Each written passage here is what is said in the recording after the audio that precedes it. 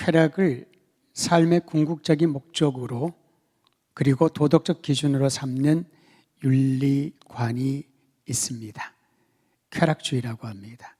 문자적으로 언뜻 우리가 쾌락주의라는 단어를 들으면은 즐기고 먹고 놀고 그런 것만을 생각을 할 텐데요.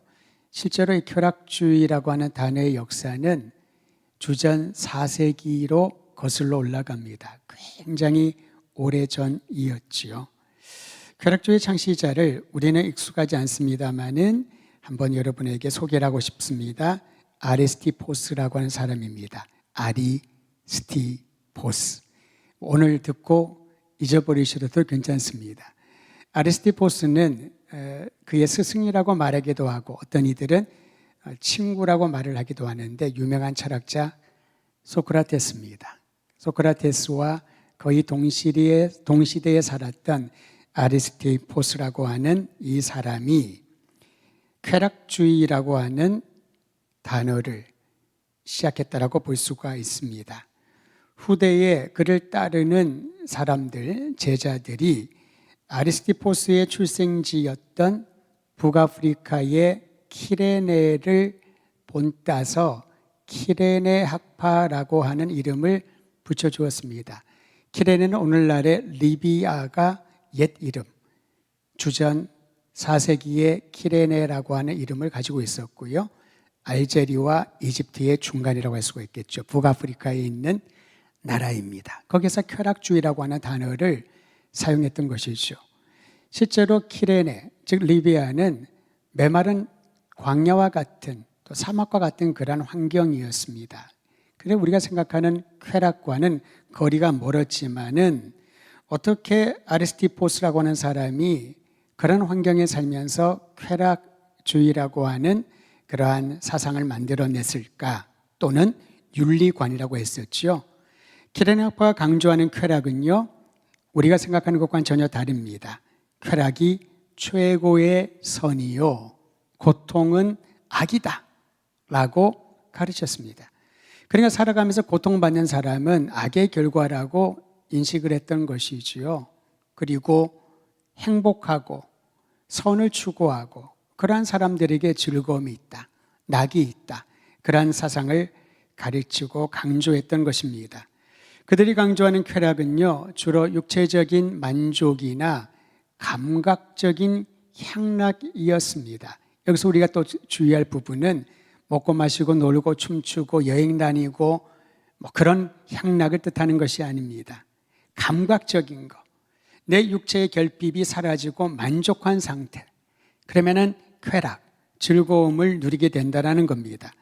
그렇기 때문에 이러한 쾌락을 얻으려면은 극단적인 절제, 극기와 같은 극단적인 절제 행동을 통해서 쾌락이 이뤄낸다. 사실 조금 복잡해 보이지 않습니까? 그냥 우리가 생각하는 감각적인 쾌락은 모든 게 안정적이고 편안하고 문제가 없어야 되는데, 고통은 악이기 때문에 고통을 거부하면서 선이라고 여겨지는 쾌락은 자기의 절제를 통해서, 철저한 금욕을 통해서 쾌락을 느낄 수가 있다, 감각할 수 있다, 이제 그러한 사상을 가르쳤던 것이지요. 이와 같은 키레네 학파의 감각적이고 육체적인 쾌락과 달리 또 다른 흐름이 생겼습니다. 그것은 정신적인 쾌락을 추구하는 이들이 생겼던 것이지요.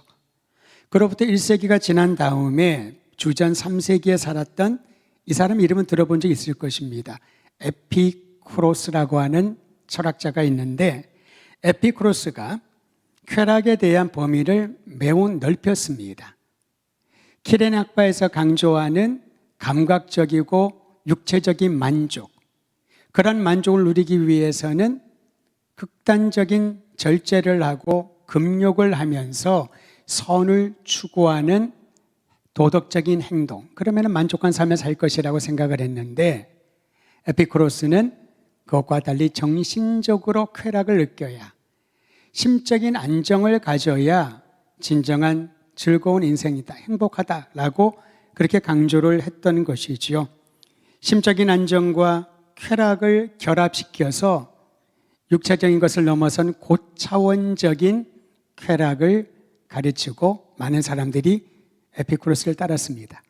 여러분 여기까지 보면 조금 복잡해 보이시지만은 우리가 그렇게 추구하고 많은 사람들이 사용하는 쾌락, 즐거움, 낙, 이 모든 것들이 육체적이고 정신적인 것이란 사실을 이미 5,000년 이전에 많은 사람들이 생각했던 그러한 삶이었다는 것이죠. 그리고는 쾌락주의에 대해서 사람들이 별로 관심이 없어졌습니다. 그것으로 끝난 줄 알았습니다. 거의 2000년 동안 사람들로부터 큰 관심을 갖지 못했던 쾌락주의가 19세기 영국을 중심으로 생겨난 새로운 사조로 인해서 다시 부각됩니다. 그 사조를 공리주의라고 말합니다. 오늘 말씀을 전하면서 왜 갑자기 쾌락주의니 공리주의니 어려운 말을 하는가? 이 공리주의에서 강조하고 있는 것은요, 이 말 들어보셨을 거예요. 최대 다수의 최대 행복을 목적으로 한다. 이 공리주의에서 나온 말입니다. 그러면 최대 다수가 최대의 행복을 누리려면 어떻게 해야 될까? 도덕적인 삶과 행위를 통해서 많은 사람들이 행복에 이를 수 있다라고 강조를 합니다. 여러분 여기에서 공리주의는 무엇을 은근슬쩍 사람들에게 전하고 있냐 하면은 하나님이 없어도 성경을 알지 못해도 우리가 양심의 법에 의해서든 아니면은 어떠한 형태를 사용하든 도덕적으로 올바른 행위를 행할 수만 있다면은 진정한 쾌락, 진정한 행복, 진정한 만족에 이를 수 있다라고 강조했던 것이죠. 여러분 놀라운 것은요, 이와 같이 공리주의가 영국을 중심으로 유럽 전체를 강타했을 때에 하나님께서는 오직 하나님 이외에 우리에게 진정한 행복을 줄 수 없다라고 하는 영적인 각성을, 부흥을 18세기, 19세기에 일으켰다라는 사실이죠. 사람들이 하나님 없이도 쾌락을 느낄 수 있는, 만족을 할 수 있는, 육체적으로, 정신적으로 안정을 누릴 수 있는 길이 있다라고 가르치고 따랐을 때에 성경은 우리에게 전혀 다른 방향을 가르쳐주고 있습니다. 오늘 전도서의 말씀이 바로 그러합니다. 전도자는 육체적 만족이든 정신적 안정이든 행복을 위하여 도덕적으로 선한 행동을 하든 사람이 추구하는 즐거움은 항상 부족하고 헛되다 라고 말하고 있습니다. 우리 함께 전도서 2장 1절과 2절을 볼 텐데요, 거기에 즐거움, 낙, 행복 그런 단어들이 반복하여 나옵니다. 우리 다시 한번 2장 1절과 2절 같이 읽도록 하지요. 시작. 나는 내 마음에 이르기를 자 내가 시험 삼아 너를 즐겁게 하리니 너는 낙을 누리라 하였으나 보라 이것도 헛되도다. 내가 웃음에 관하여 말하여 이르기를 그것은 미친 것이라 하였고 희락에 대하여 이르기를 이것이 무슨 소용이 있는가 하였노라. 여러분 한번 다시 한번 보시길 바랍니다. 너를 즐겁게 하리라, 네가 쾌락을 누리리라 라고 말하였고 행동하였지만 보라 이것이 헛되도다. 웃음에 관하여 말하고 희락에 대하여 가르쳐주고 노력하였지만 이 또한 무슨 소용이 있겠는가. 사실 웃음 치료란 말 들어보셨지요. 한편으로는 굉장히 특정한 이들에게는 도움이 될 만한 그런 치료법이라고 합니다. 전에 한번 우리 후배 목사님 한 분이 그 또 웃음 치료사를 자격증을 따가지고 우리 목사님들 모였을 때 그냥 강의를 하면서 웃음 치료를 한다고 앞에 서서 웃으래요. 그냥 깔깔깔깔거리면 웃으래요. 배를 치면서 웃으래요. 뒤로 넘어질 정도로 웃으래요. 그러니까 사람들이 얼마나 순종을 잘하는지 따라서 웃더라고요. 저는 못하겠더라고요. 아무 이유 없이. 그 이유는요, 일단은 웃음 소리를 계속 듣고 하다 보면은 마치 바이러스처럼 옆에 있는 사람에게 좋은 웃음의 기운이 전달이 되고 뭐 얘기를 해요.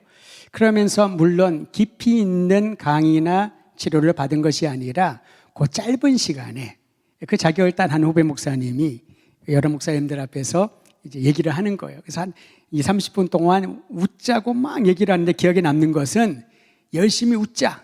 웃으면 행복이 찾아온다. 엔돌핀이 생긴다, 도파민이 생긴다, 뭐 그런 얘기들만 들었지, 끝나고 난 다음에는 야, 저 사람 대단하다. 하나도 웃기지 않은 상황에서 어쩌면 저렇게 혼자 크게 웃을 수 있을까? 오늘 성경에도 그와 비슷한 말씀이 금방 읽은 전도서 2장 1절과 2절에 나옵니다. 다시 한번 보십시오. 내가 웃음에 관하여 말하기를 그것을 미친 것이라도 하고 희락에 대하여 이르기를 이것이 무슨 소용이 있겠는가? 정신적인 안정을 가지십시오. 심적인 평강을 생각하십시오. 육체적인 감각적인 만족을 누리십시오.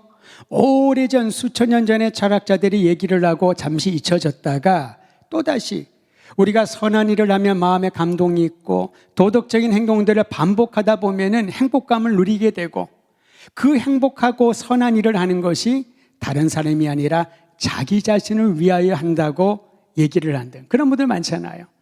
참으로 봉사도 많이 하고 선한 일을 많이 해요. 그러면은 주변에서 정말 대단하십니다.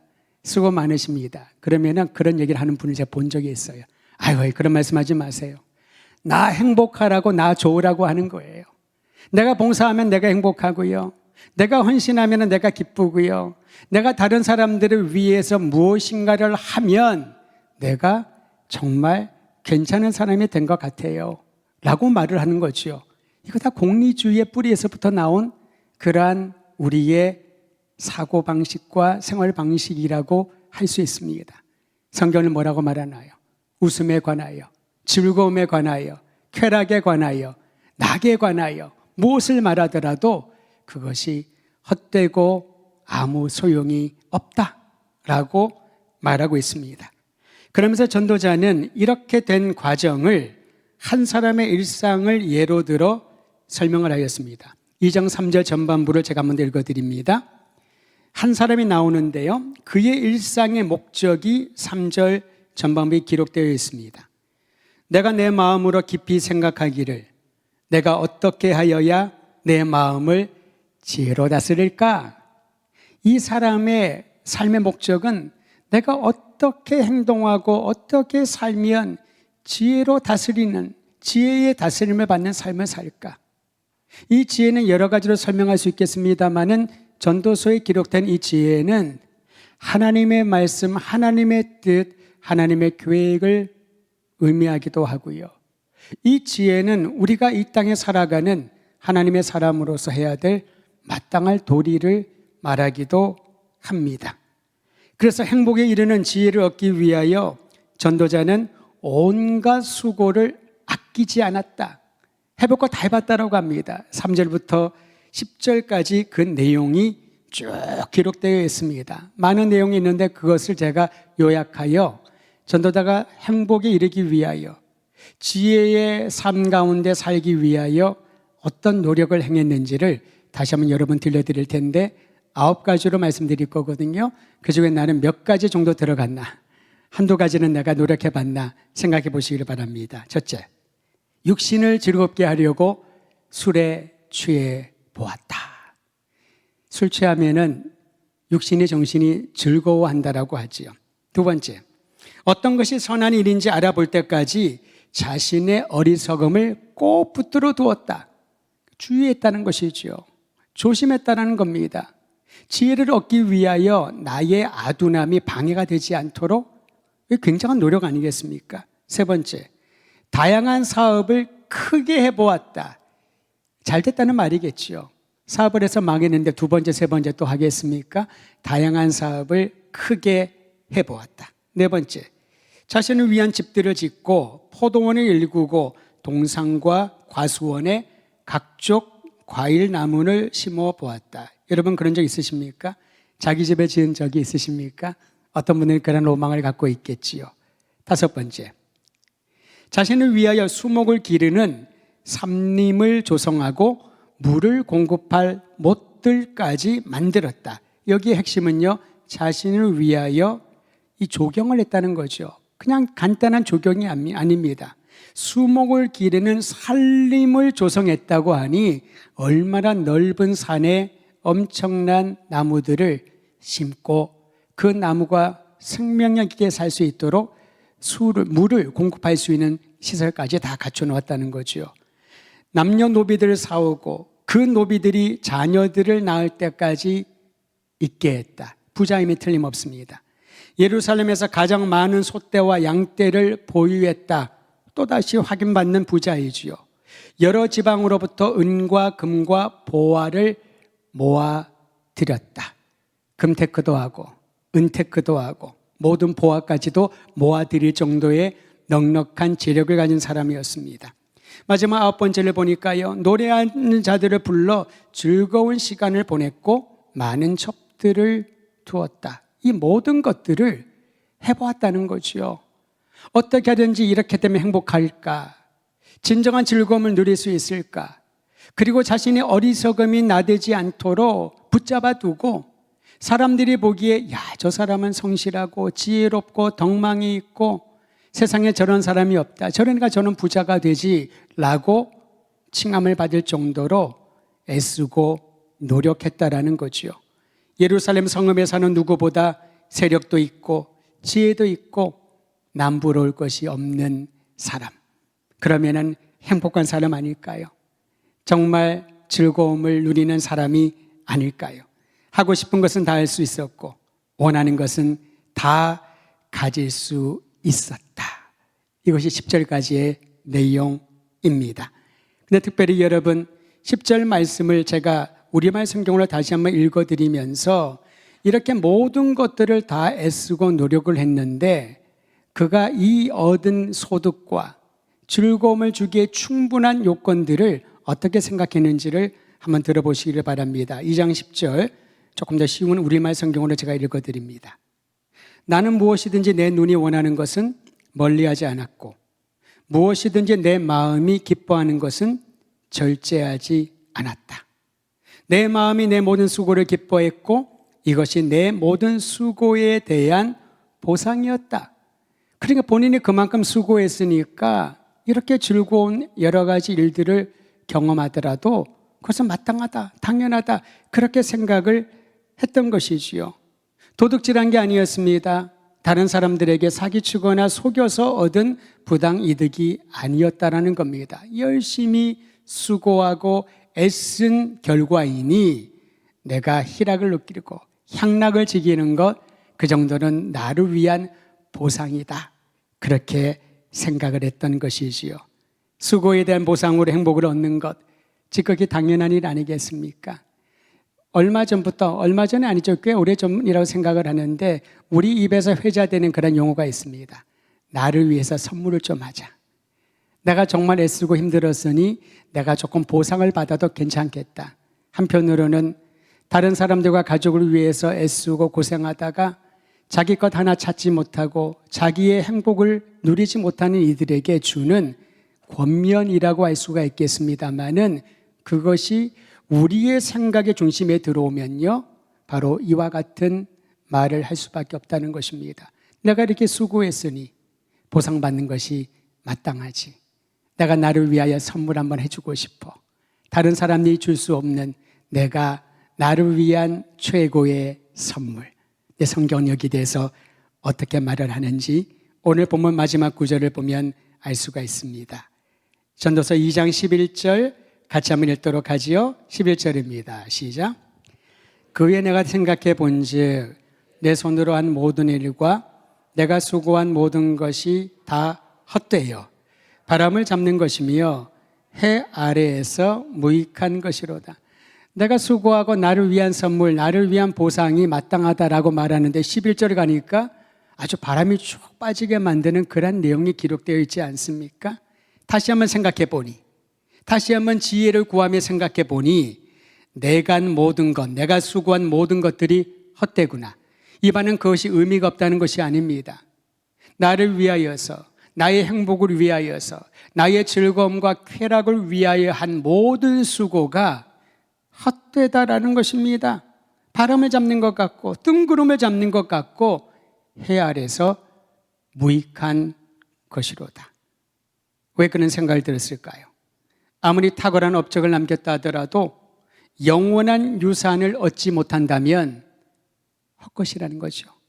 성경은 우리에게 유한한 세상을 살고 있는 우리에게 무한한 더 나아가 영원한 유산에 대하여 말씀하고 있습니다. 그렇다고 해 아래에 있는 모든 것들은 헛되기 때문에 아무것도 하지 말고 가만히 있어라, 그런 말은 아니지요. 우리가 수고하고 애쓰고 사업도 하고 교육도 하고 노동도 하고 집도 짓고 과수원에 과실도 얻고 살림도 조성하고 다 하는 건 좋은데 그것이 누구를 위하여, 누구의 행복과 즐거움을 위하여 하는가라는 것이지요. 만일 그것이 자신의 향락과 즐거움과 쾌락을 위해 사는 것이라면은 그 모든 것이 영원하지 않기 때문에 헛되다라는 것을 가르쳐주고 있는 것입니다.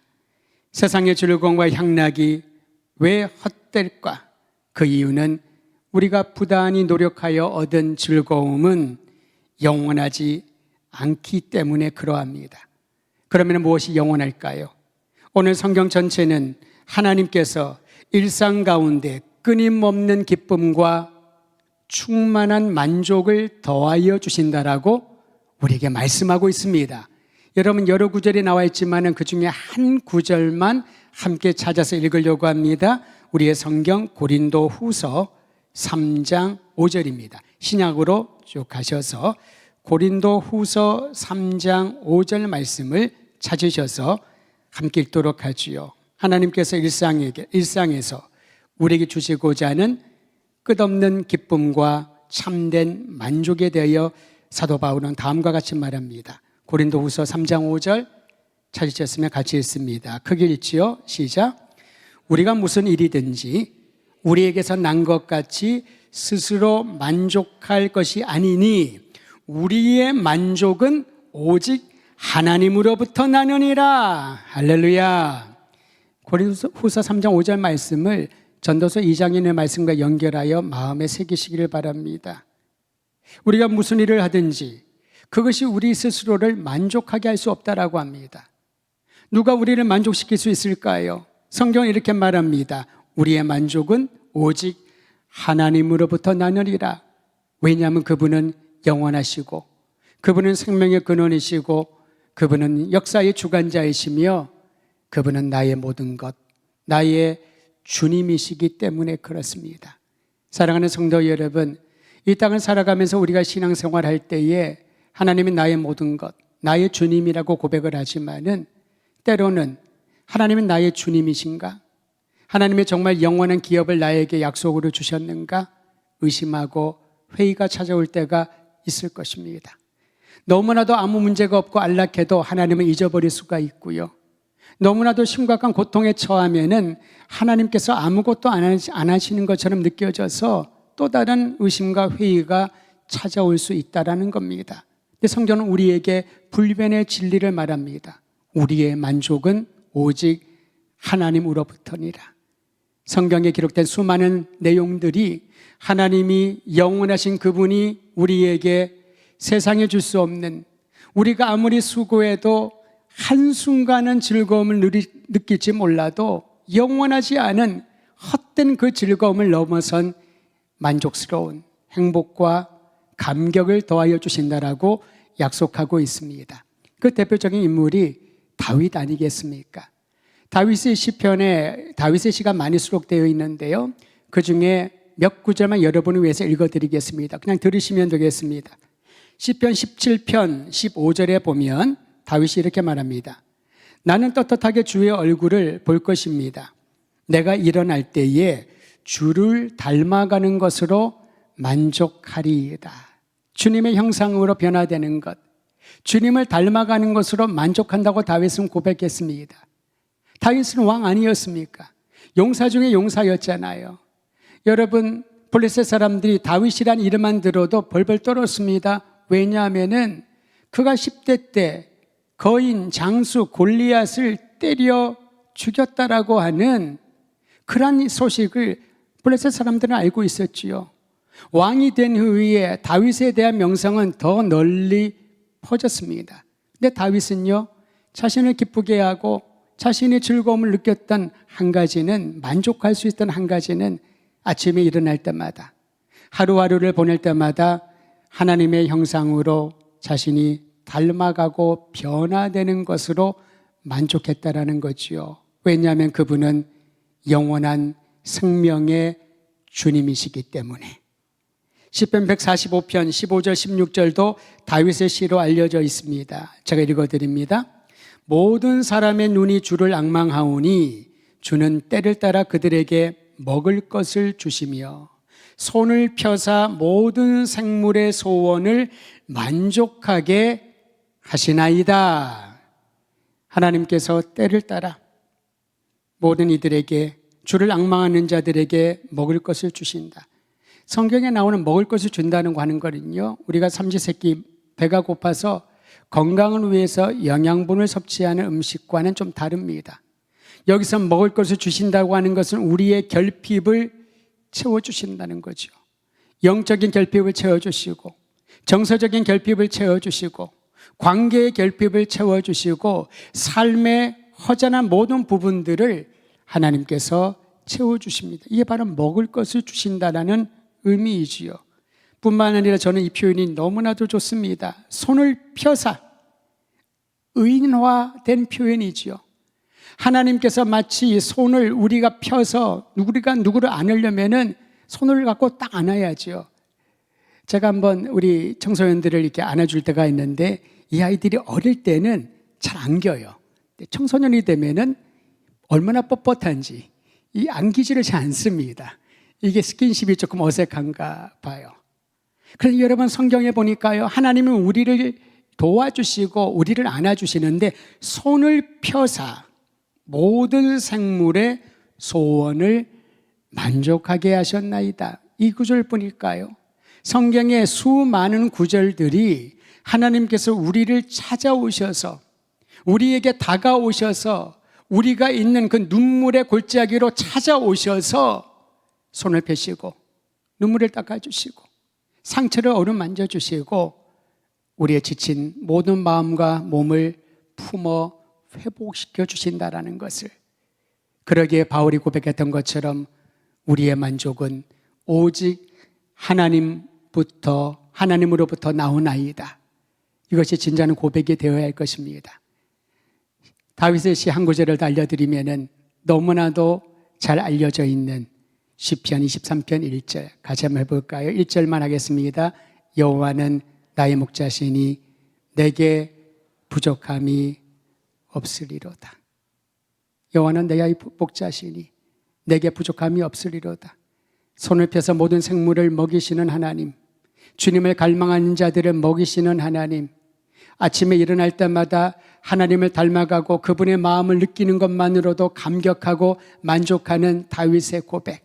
조금 전에 우리 모두가 얘기했던 것처럼 여호와는 나의 목자시니 내게 부족함이 없으리로다. 하나님은 나의 주님이시니 내게 부족함이 없으리로다. 여러분 오늘 이 주님의 이름을 부르며 간곡히 기도하기를 바랍니다. 각자의 기도 제목이 있을 것입니다. 개인의 기도 제목이 있고요, 가족을 위한 기도 제목이 있고 또 사랑하는 형제와 자매들을 위한 기도의 제목이 있습니다. 제가 오늘 올라오면서 아내랑 잠깐 그런 얘기를 했습니다. 많은 변화 중에 저에게 큰 변화가 있다면은 이제 우리 성도들이 그냥 목사와 성도, 목사와 또 어떤 다른 분, 그런 관계가 아니라 가족이 되었다는 생각을 참 많이 하게 됩니다. 성도들의 아픔, 어떤 가정의 기도 제목이 있으면은 나의 형제의, 나의 자매의, 나의 부모의 아픔과 기도의 제목으로 느껴지는 것은 단지 시간이 오래됐다라고 해서 주어지는 것만은 아닐 것입니다. 사랑하는 성도 여러분, 자신뿐만 아니라 우리가 알고 있는 주변의 형제와 자매들, 소울급 안에서 또 우리 성도들 안에서, 교회 안에서 여러 가지 기가 막힌 상황들을 겪으면서 기도의 제목도 나누지 못하는, 그러나 우리가 알고 있는 또는 우리가 모르더라도 기도 가운데 하나님께서 역사하지 않으시겠습니까?